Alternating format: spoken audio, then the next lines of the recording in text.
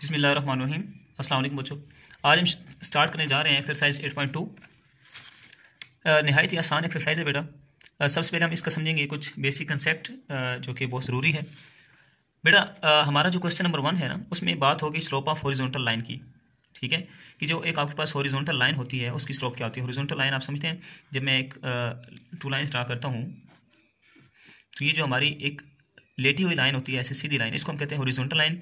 जबकि ये जो बिल्कुल सीधी स्ट्रेट लाइन होती है इसको हम कहते हैं वर्टिकल लाइन। ठीक है, इसको हम कहते हैं वर्टिकल लाइन, इसको हम कहते हैं हॉरिजॉन्टल लाइन। ठीक है, तो इस लाइन की हमारे पास स्लोप क्या होगी बेटा। हमने 8.1 में पढ़ा था कि जो हमारी स्लोप होती है, जिसको हम एम से शो करते हैं, जिसको हम ग्रेडियंट पी कहते हैं, वो इक्वल होती है राइज बाय रन। ठीक है, कि आप कितना ऊपर जा रहे हैं और कितना आगे जा रहे हैं। ठीक है, जैसा कि मैं अगर बात करूँ, ये हमारा रन होगा, ये हमारा राइज होगा, तो यहाँ पे हमारी जो बनेगी वो हमारी क्या होगी, स्लोप होगी। ठीक है बेटा, लेकिन in sense of horizontal line, जब लाइन हॉरिजॉन्टल है यहाँ पे है, इसमें रन तो है लेकिन राइज नहीं है। देखिए ना, लाइन पीछे पर ऊपर की तरफ नहीं जा रही है, राइज है ही नहीं, राइज जीरो है इसमें। ठीक है, रन है लेकिन राइज बेटा इसमें क्या है, जीरो। मतलब जब हॉरिजॉन्टल लाइन होती है तो उसमें राइज क्या होता है, जीरो, क्योंकि लाइन हॉरिजॉन्टल है, ऊपर की तरफ तो जा ही नहीं रही। ठीक है, राइज जीरो होगा, तो मैं इस फार्मूला में राइज की जगह जब जीरो पुट करता हूँ, m is equal to rise by run होता है, राइज की जगह जीरो पुट करूंगा तो ये टोटल कितना आ जाएगा, जीरो। यहाँ से क्या साबित हुआ कि हमारी स्लोप क्या होगी, जीरो होगी। कब, जब लाइन कौन सी होगी, हॉरिजॉन्टल लाइन। ठीक है बेटा, ये एक बात आपने याद रखनी है। ठीक है, फिर नेक्स्ट जो हमारी बात है बेटा वो क्या है, स्लोप ऑफ वर्टिकल लाइन। ये जो हमारी सीधी लाइन होती है, वर्टिकल लाइन होती है, इसकी स्लोप क्या होती है बेटा। अगर आप दोबारा मैं स्लोप बनाऊं तो हमारे पास स्लोप होती है, बेसिकली रेशो होती है ये रन की और राइज की। ठीक है, ये हमारी स्लोप होती है। अब यहाँ पे आप देखें कि राइज हमारा मैक्सिमम वो पड़ा है। ठीक है, लेकिन हमारे पास रन नहीं है, मतलब आगे पीछे की तरफ कहीं नहीं जा रहा, सिर्फ ऊपर की तरफ है। तो इसका मतलब रन क्या हो गया, यहाँ पे जीरो हो गया। जब इस फार्मूला में m is equal to rise over run में मैं रन की जगह जीरो पुट करूंगा तो आपको पता है जब ये डिनोमिनेटर में जीरो आता है तो वो क्या बन जाता है, इन्फिनिटी बन जाता है, जिसको हम कहते हैं अनडिफाइंड। ऐसे ही ना बेटा। अब इन्फिनिटी को बेटा हम 1/0 भी लिख सकते हैं। ठीक है, 1/0 भी इन्फिनिटी के इक्वल होता है। ठीक है बेटा, इन क्वेश्चन में जब हम पुट करेंगे एम की वैल्यू तो हम 1/0 पुट करेंगे ताकि हमें आसानी हो क्वेश्चन को हल करने में। ठीक है, अब हम आते हैं बेटा अपने क्वेश्चन नंबर 1 की तरफ, जिसमें वो हमें कहता है find the equation of horizontal line passing through. Equation of horizontal line find करें जो कि गुजर रही है किसी एक पॉइंट से। ठीक है, यहाँ पे बेटा आपको कुछ फार्मूलाज पहले मैं दिखा देता हूँ ताकि आपको नेक्स्ट हेल्प हो बेटा। ये कुछ फार्मूलाज हैं इक्वेशन ऑफ लाइन के। जब आपकी फॉर्म होगी point slope form, point slope form का मतलब है कि आपको कोई ना कोई एक पॉइंट गिवन होगा। ठीक है, और साथ क्या गिवन होगी बेटा, स्लोप गिवन होगी। तो आपने ये फार्मूला लगा देना। ठीक है, ये आपका होगा x1, ये होगा y1 और ये आपकी m की वैल्यू होगी। ठीक है बेटा, इस तरह अगर आपको मिलती है slope intercept form, slope intercept form का मतलब क्या है कि जब आपके पास एक स्लोप गिवन होगी, m की वैल्यू गिवन होगी, ठीक है, और साथ एक इंटरसेप्ट गिवन होगा, वो x इंटरसेप्ट हो सकता है या फिर वो y इंटरसेप्ट भी हो सकता है। वो जब मैं क्वेश्चन करूंगा तो आपको मजीद समझा दूंगा। ठीक है, फिर आता है बेटा 2 point form. 2 point form mean आपको कोई से 2 पॉइंट्स गिवन हो सकते हैं। ठीक है, जिनमें आप x1, y1, x2, y2 कह के उनको हल करेंगे। ठीक है, उसके लिए आपका ये फार्मूला होगा। फार्मूला सेम इसी की तरह है, लेकिन इसमें चूंकि आपको स्लोप गिवन नहीं होती तो स्लोप का फार्मूला लगा के उसको फाइंड करते हैं, या फिर आप डायरेक्टली यहाँ पे m की जगह पे ये फार्मूला पुट कर सकते हैं। ठीक है, फिर आता है 2 इंटरसेप्ट फॉर्म। 2 इंटरसेप्ट फॉर्म का मतलब है कि आपको 2 इंटरसेप्ट गिवन होंगे, सिर्फ x इंटरसेप्ट और y इंटरसेप्ट। ठीक है बेटा, ये आपको गिवन होगी। ठीक है, फिर हमारे पास आती है equation of symmetric line, equation of normal form. तो ये हम बेटा नेक्स्ट जब मैं इसके क्वेश्चन करूंगा तो आपको डिटेल में समझा दूंगा, लेकिन फिलहाल आपका फोकस जो है वो इस पे होना चाहिए, पॉइंट स्लोप फॉर्म, क्योंकि ये जो क्वेश्चन है इसमें हमें एक पॉइंट गिवन है और साथ हॉरिजॉन्टल लाइन की स्लोप जो कि हमें पता है क्या होती है, जीरो। ठीक है, तो ये फार्मूला हमारा यूज होगा, पॉइंट स्लोप वाला y minus y1 is equal to mx minus x1। ठीक है बेटा, हमने ये फार्मूला क्यों यूज़ किया, क्योंकि ये पॉइंट स्लोप फॉर्म का फार्मूला है और यहाँ पे हमें एक स्लोप गिवन है और एक पॉइंट गिवन है। स्लोप आप कहेंगे सर स्लोप तो गिवन नहीं है, स्लोप गिवन नहीं है, लेकिन हमें पता है कि हॉरिजॉन्टल लाइन की स्लोप जो होती है वो हमेशा जीरो होती है। ठीक है बेटा, अब ये जो पॉइंट होता है इसमें पहला होता है x1, दूसरा होता है बेटा y1। ठीक है, x1 की जगह हम पुट कर देंगे, सॉरी y माइनस y1 की जगह आ जाएगा 3 इज इक्वल टू m, हमारे पास जीरो है, x माइनस x1 की जगह आ जाएगा बेटा 2। ठीक है, ये होल क्या हो जाएगा बेटा, जीरो हो जाएगा। जीरो जिससे भी मल्टीप्लाई हो वो पूरा जीरो हो जाता है ना, ये होल जीरो हो जाएगा। y minus 3 is equal to zero, ये माइनस 3 इधर आएगा तो प्लस 3 हो जाएगा और ये हमारा आंसर है। ठीक है, सिमिलरली पार्ट 2 में ये हमारा x1, ये y1, चूंकि ये भी हॉरिजॉन्टल लाइन है तो इसकी स्लोप भी जीरो होगी बेटा, वैल्यूज पुट करेंगे, ये जीरो हो जाएगा, y1 भी जीरो है। ठीक है, y माइनस जीरो क्या होता है, किसी भी चीज़ में से जब हम जीरो को माइनस करते हैं तो उस पर कुछ भी इफेक्ट नहीं पड़ता। ठीक है, because zero is the identity. तो बस आपने इतना याद रखना है कि जीरो प्लस करें किसी भी नंबर में या 0 माइनस करें तो उस नंबर पे कुछ भी इफेक्ट नहीं पड़ता, ठीक है। तो y इक्वल टू कितना आ गया बेटा हमारे पास 0। नेक्स्ट हमारे पास बेटा पार्ट 3 है। पार्ट 3 में देखें x1 ये है, y1 हमारे पास ये है, ठीक है। चूंकि ये भी हॉरिजॉन्टल लाइन है तो इसकी स्लोप भी 0 होगी, m की जगह 0 पुट करेंगे। अब देखिए बेटा यहाँ पे बच्चे अक्सर मिस्टेक करते हैं, पहले आपने देखना है y की जगह आ जाएगा y, फिर आपने इस माइनस को देखना है, ठीक है। बच्चे अक्सर इस माइनस को इग्नोर कर देते हैं और डायरेक्ट ये वाला माइनस लगा देते हैं, ठीक है। आपने ये माइनस लिखा, फिर ये वाला -9 अलग लिखेंगे आप ब्रैकेट के अंदर, ठीक है, is equal to m0 x, ये वाला माइनस, फिर x1 -5 वो अलग से माइनस है, ठीक है। अब ये माइनस माइनस प्लस हो जाएगा और ये तो पूरा 0 हो जाएगा क्योंकि 0 से मल्टीप्लाई हो रहा है, ठीक है।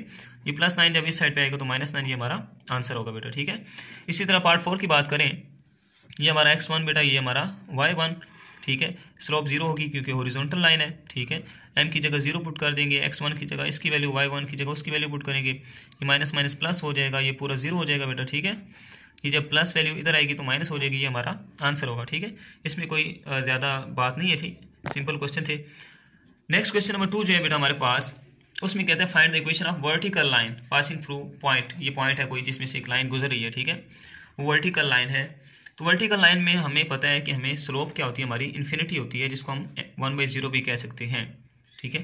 तो ये x1 y1 गिवन है, स्लोप भी हमें पता है, तो सेम फार्मूला लगेगा हमारा जो हम पहले यूज़ कर चुके हैं, y - y1 is equal to mx minus x1।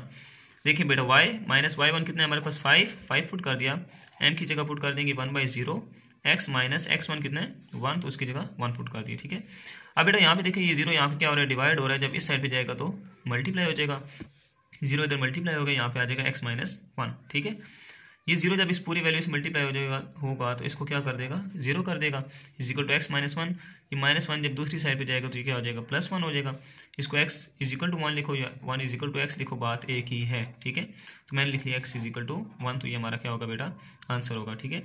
Part 2 में देखिए बेटा, ये x1 ये y1 है, ठीक है। सिमिलर सोल्यूशन है जैसा इसमें किया हमने, इसमें भी हम वही स्लोप पुट करेंगे, m इज इक्वल टू 1/0। अब इक्वेशन भी वही यूज़ करेंगे, y - y1 is equal to m x minus x1। y1 की जगह 6 पुट करेंगे, x1 की जगह 9 पुट करेंगे, स्लोप की जगह 1/0 पुट करेंगे और आप खुद हल कर लेंगे, ठीक है बेटा। ये आपकी असाइनमेंट हो जाएगी। नेक्स्ट हमारे पास बेटा जो पार्ट है इसका 3 पार्ट है। 3 पार्ट में वो क्या कहते हैं कि -4 और -7 एक पॉइंट है, ठीक है। ये हो जाएगा बेटा हमारे पास x1, ये हो जाएगा हमारे पास y1, ठीक है। और चूंकि वर्टिकल लाइन है तो वर्टिकल लाइन की स्लोप इन्फिनिटी होती है, जिसको हम 1/0 भी लिखते हैं, ठीक है। x1 की जगह बेटा हम पुट करेंगे -4, y1 की जगह हम पुट करेंगे -7 और m की जगह पुट करेंगे हम 1/0, ठीक है बेटा। ये 0 यहाँ पे डिवाइड हो रहा है तो उधर जाके मल्टीप्लाई हो जाएगा, ठीक है। ये माइनस माइनस +4 हो जाएगा, ठीक, ये पूरा 0 हो जाएगा, ये +4 जब उधर जाएगा तो -4 हो जाएगा, ठीक है। तो ऑलरेडी मैं बता चुका हूँ कि x इधर लिखें उधर कुछ फर्क नहीं पड़ता, तो x इक्वल टू -4 हो जाएगा, ठीक है। लास्ट पार्ट जो हमारे पास है बेटा, as far we'll mean vertical line, vertical line हमारे के लिए हमारे पास जो स्लोप होती है वो इन्फिनिटी होती है, जिसको हम 1/0 कहते हैं। ये हमारे पास x1, ये हमारे पास y1 बेटा, ठीक है। अब y1 की जगह बेटा पुट करेंगे 3/4, m की जगह 1/0 पुट कर देंगे, x1 की जगह पुट करेंगे 1/4, ठीक है बेटा। ये 0 डिवाइड हो रहा है, इधर आके मल्टीप्लाई हो जाएगा, ये पूरी टर्म 0 हो जाएगी, ठीक है। ये x - 1/4 है, ये -1/4 जब इस साइड पे आएगा तो +1/4 हो जाएगा, और इसको हम लिख सकते हैं x equal to 1/4। I hope यहाँ तक बेटा आपको क्लियर हो गया होगा। नेक्स्ट हमारे पास स्टार्ट होता है बेटा क्वेश्चन नंबर 3। क्वेश्चन नंबर 3 में हमने क्या करना है, find equation of the line with the following information. कहते हैं कि इक्वेशन ऑफ लाइन फाइंड करें जो इन्फॉर्मेशन आपको गिवन है उसके मुताबिक, ठीक है बेटा। तो यहाँ पे हमारे चंद फार्मूलाज यूज़ होंगे, तो हमें पहले पता होना चाहिए कौन सी फॉर्म है और यहाँ पे कौन सा फार्मूला लगेगा, ठीक है बेटा। अब क्वेश्चन, अगर आप क्वेश्चन देखें बेटा, तो क्वेश्चन में हमें स्लोप गिवन है और एक इंटरसेप्ट गिवन है।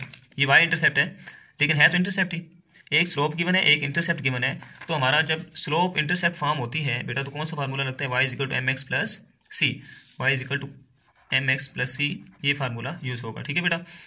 अब यहाँ पे m तो होगी स्लोप, ठीक है। c क्या होता है बेटा, जो भी आपको इंटरसेप्ट गिवन होगा वो बेसिकली c होगा, चाहे x इंटरसेप्ट है चाहे y है, वो किसकी वैल्यू होगी, c की। मतलब यहाँ से m जो स्लोप है वो m है, m इज इक्वल टू 2 हो गया, और जो y इंटरसेप्ट है वो c है, मतलब c इज इक्वल टू -3 हो गया। अब बेटा इंटरसेप्ट क्या होता है, बेसिकली इंटरसेप्ट मैं यहाँ पे x एक्सिस और y एक्सिस अगर ड्रा करूँ, तो मैं अगर कहता हूँ कि इधर से एक लाइन गुजर रही है, ठीक है। तो ये जिस पॉइंट से गुजर रही है ना, इस पॉइंट को, तो यहाँ पे ये इस पॉइंट पे इंटरसेप्ट कर रही है, ठीक है। चूंकि ये y से गुजर रही है तो यहाँ पे ये y को इंटरसेप्ट कर रही है, ठीक है बेटा। और यहाँ पे कोई ना कोई पॉइंट मान रहा है। अब y एक्सिस पे x होता है 0, तो y की वैल्यू चूँकि कुछ भी ले लो आप 2, मतलब यहाँ पे जो पॉइंट बन रहा है वो क्या बन रहा है 0 2, यहाँ पे y इंटरसेप्ट कितना होगा 2 होगा, ठीक है। इसी तरह मैं एक और लाइन यहाँ पे अगर ड्रा करूँ, ठीक है, यहाँ पे मैं कहता हूँ जी x y इंटरसेप्ट हो रहा है लेकिन यहाँ पे वैल्यू -3 है, x तो यहाँ पे 0 होगा, y कितना होगा -3। तो ये जो पॉइंट है बेसिकली इस तरह की कोई लाइन है और इसमें से इस तरह इंटरसेप्ट कर रहा है, ठीक है। इसी तरह x इंटरसेप्ट में कोई वैल्यू x को इंटरसेप्ट करेगी। तो intercept in short form intercept हमारे पास कोई ना कोई पॉइंट होता है, ठीक है बेटा। जब x इंटरसेप्ट होगा तो y 0 होगा, जब y इंटरसेप्ट होगा तो x 0 होगा, ठीक है। अच्छा बेटा, हमने इक्वेशन लिखी y = mx + c, इसमें वैल्यूज पुट करेंगे, m की जगह हमारे पास 2 आएगा, ठीक है, 2 पुट कर दिया, और x की जगह x आ जाएगा, प्लस की जगह प्लस आ गया, और c की वैल्यू कितनी है बेटा -3, तो मैंने -3 लिख दिया, ये प्लस माइनस माइनस हो जाएगा हमारे पास, तो y = 2x - 3, ठीक है बेटा। अब हम क्या करते हैं, इसको y को भी इस साइड पे ले आते हैं, y इधर प्लस है तो इधर आके क्या हो जाएगा माइनस हो जाएगा, 2x - y - 3 = 0, तो ये हमारा रिक्वायर्ड आंसर होगा, ठीक है बेटा। अब इसी का पार्ट 2 जो है उसमें कहते हैं through that and that, this and this, ठीक है। कहता है कि इस और इसमें से एक लाइन गुजरी है, वो लाइन उसकी इक्वेशन फाइंड करें। अब ये एक बेटा पॉइंट है और साथ क्या स्लोप, मतलब हमारे पास पॉइंट स्लोप फॉर्म की बात हो रही है, तो ये फार्मूला यूज होगा, ठीक है। y - y1 = mx - x1, ये हमारा होता है बेटा x1, फिर ये होता है y1, ठीक है। y1 की जगह पुट कर देंगे 7, स्लोप हमारी 4 है बेटा, m की वैल्यू 4 हो गई, यहाँ पे 4 पुट कर देंगे, x ये वाला माइनस और ये -5, ठीक है, ये माइनस माइनस क्या हो जाएगा बेटा प्लस हो जाएगा। फिर हम क्या करेंगे 4 को इन दोनों से मल्टीप्लाई करेंगे, जब मल्टीप्लाई करेंगे ये बन जाएगा 4m = 4x + 20। अब इन सबको एक साइड पे ले आते हैं, y इधर आएगा तो -y हो जाएगा, -7 जब इस साइड पे आएगा तो +7 हो जाएगा, = 0। 20 + 7 होता है 27, तो ये हमारा आ गया बेटा आंसर, ठीक है। इसका पार्ट 3 देखें, 3 में भी हमारे पास एक पॉइंट है और साथ स्लोप है, ठीक है। पॉइंट स्लोप फॉर्म है, यही फार्मूला यूज होगा, m की जगह 0 आ जाएगा, x1 की जगह 4 और y1 की जगह -5 आ जाएगा। आप वैल्यूज पुट करेंगे तो आपको आंसर मिल जाएगा, ये आपने खुद से कर लेना है, ठीक है। फिर बेटा हमारे पास आता है पार्ट नंबर 4। पार्ट नंबर 4 में आप देखें हमें एक पॉइंट गिवन है, ठीक है, और साथ स्लोप गिवन है, ये भी पॉइंट स्लोप फॉर्म है, लेकिन यहाँ पे उसने स्लोप का कहा अनडिफाइंड। अनडिफाइंड का मतलब है m = इन्फिनिटी, और m = इन्फिनिटी को हम 1/0 भी लिख सकते हैं बेटा। तो इसकी जगह हम 1/0 पुट करेंगे, m की जगह, x1 की जगह ये पुट करेंगे, y1 की जगह 9 पुट करेंगे, वैल्यूज पुट करके हम इक्वेशन को हल करेंगे बेटा। ये 0 इधर डिवाइड हो रहा है, इधर जाके मल्टीप्लाई हो जाएगा, ये पूरी टर्म 0 हो जाएगी, ये +2 इधर आएगा तो -2 हो जाएगा। आप इसको ऐसे भी लिख सकते हैं और -2 भी कर सकते हैं, लेकिन ये इक्वेशन इसी सूरत में ठीक है, चूँकि आपकी बुक के आंसर जो है वो इसी सूरत में है, तो आप इसको कर सकते हैं, ठीक है बेटा। आई होप यहाँ तक आपको समझ आ गई हो कि मिलते हैं नेक्स्ट वीडियो में। अल्लाह हाफिज़।